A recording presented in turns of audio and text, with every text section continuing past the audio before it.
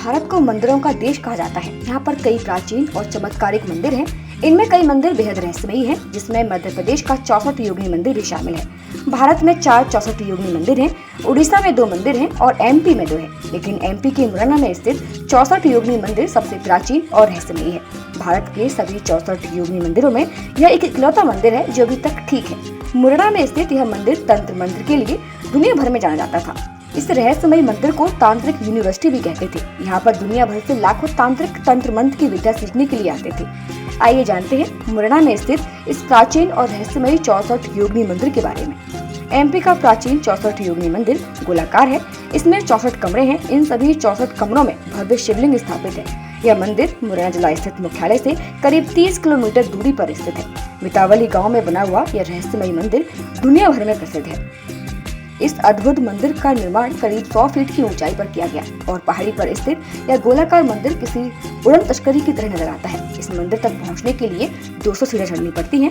मंदिर के बीच में खुले मंडप का निर्माण किया गया था, जिसमें एक विशाल शिवलिंग स्थापित है। बताया जाता है कि यह मंदिर 700 साल पुराना है। इस मंदिर का निर्माण कश्यप के राजा देवपाल ने 1323 ईस्वी में कराया गया था।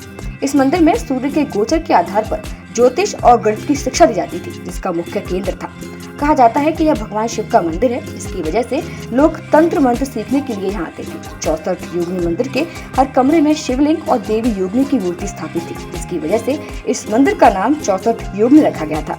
हालांकि कई मूर्तियां चोरी हो चुकी हैं, जिसके चलते अब बची कुछ मूर्तियों को दिल्ली स्थित संग्रहालय में रख दिया गया है।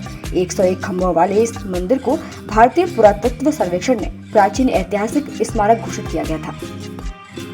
बताया जाता है कि ब्रिटिश आर्किटेक्ट एडविन लुटियस ने मुरैना स्थित 64 योगिनी मंदिर के आधार पर ही भारतीय संसद का निर्माण किया गया था।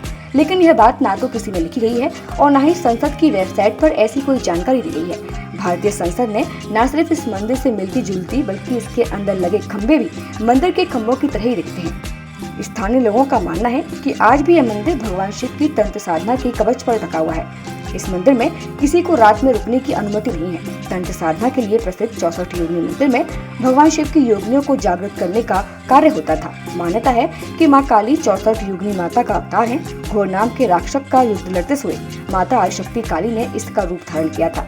यह रहस्यमयी मंदिर इंकतेश्वर महादेव के नाम से भी मशहूर है। हालांकि इस मंदिर को लेकर कई मान्यताएं और किंवदंतियां भी शामिल हैं। कहते हैं कि जब एक बार भगवान शिव और माता पार्वती भ्रमण के लिए निकले थे तो उन्होंने भेटा घाट के निकट एक ऊंची पहाड़ी पर विश्राम करने का निर्णय लिया था। इस स्थान पर सुब्रन नाम के ऋषि तपस्या कर रहे थे, जो भगवान शिव को देखकर प्रसन्न हो गए। उनसे प्रार्थना की कि जब तक वो नर्मदा का पूजन करके वापस न लौटे तब तक भगवान शिव उस पहाड़ी पर विराजमान रहे। नर्मदा पूजन करते समय ऋषि श्रवण ने विचार किया कि यदि भगवान हमेशा के लिए यहाँ पर विराजमान हो जाते हैं तो इस स्थान का कल्याण हो जाएगा।